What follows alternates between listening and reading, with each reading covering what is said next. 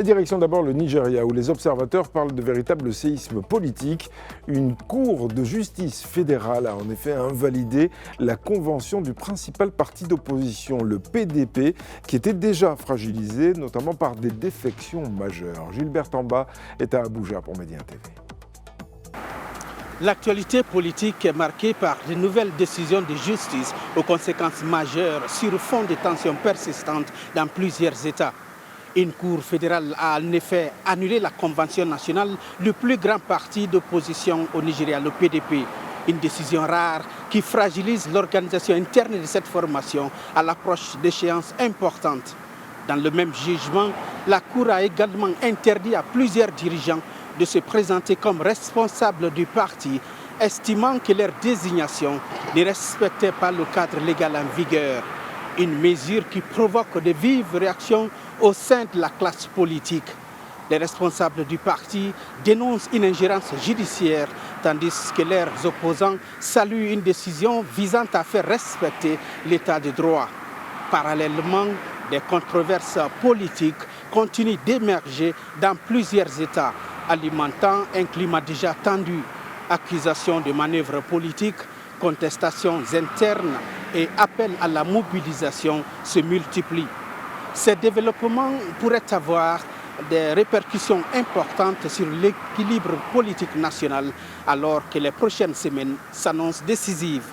Gilbert Tamba, Média TV, Abuja, Nigeria.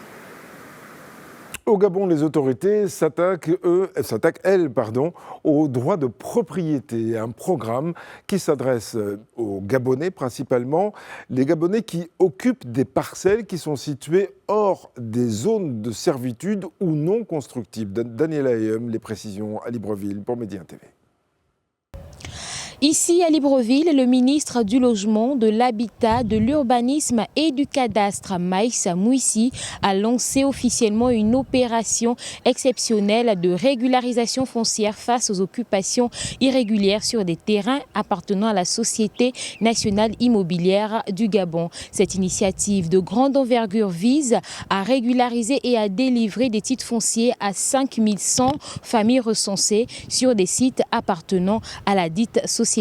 La régularisation se fera sur 5 principales zones, à savoir la zone d'Akanda, Kok, Bikele, Essassa et Ovando. Cette action s'inscrit pleinement dans la vision du président de la République, Brice Clotaire Oligui Nguema, qui place la justice sociale et l'accès équitable à la propriété au cœur de sa politique. Ici à Libreville, pour Média TV, Daniela Ayem. Et puis au Sénégal, le président Bassirou Diomaye Faye a décidé de délocaliser la prochaine fête de l'indépendance qui est prévue le 4 avril prochain.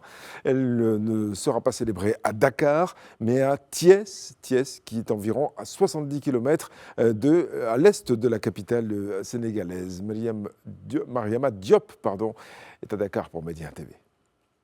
Ici, au Sénégal, la ville de Thiès, située à 70 km à l'est de Dakar, a été désignée pour abriter la 66e célébration de l'accession du Sénégal à l'indépendance. L'annonce a été faite en Conseil des ministres par le président Bassirou Diomaye Faye.